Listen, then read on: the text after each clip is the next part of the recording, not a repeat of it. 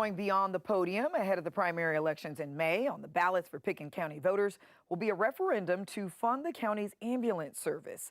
And as ABC 3340's Austin Pratt has learned, this service has struggled to find its footing for years.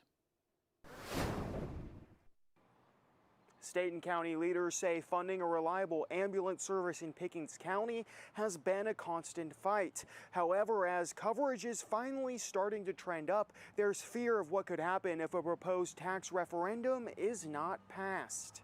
Running an ambulance service, 2 24-hour trucks around the clock and keeping your paramedics at the pace that it takes to keep them. And it's an uphill battle all the time to provide funding. Now, the county has 2 24-hour ambulances, which Representative Ron Bolton says is the absolute minimum to serve the county. When they were operating with only 1 county ambulance not long ago, the situation was dire. We've got folks out there that died on the city street out there in Carrollton while they were waiting on the ambulance when we had our prior problems. And we had a man that died in front of City Hall in his truck.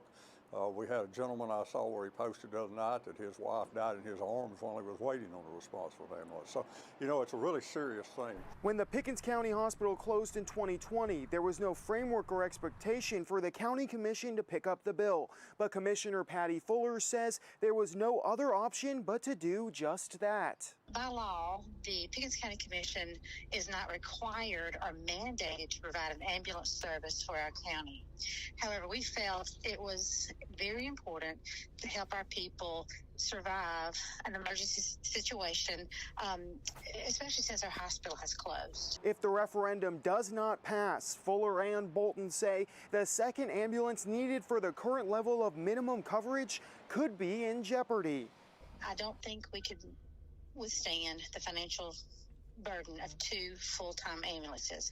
You know, Pickens County has over 900 miles of roads, and from the top of the county all the way up in the design community all the way down to the dancing community is probably a 45-minute ride. We don't know what would happen to the other truck. We just have to look at everything from the standpoint of where we're at today.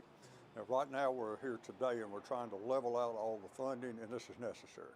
The referendum will be on the Pickens County ballot in the 2026 primary election. That's on May 19th. It would add an additional $10 to vehicle registration and tag renewals and would not include boats. In Pickens County, Austin Pratt, ABC 3340 News.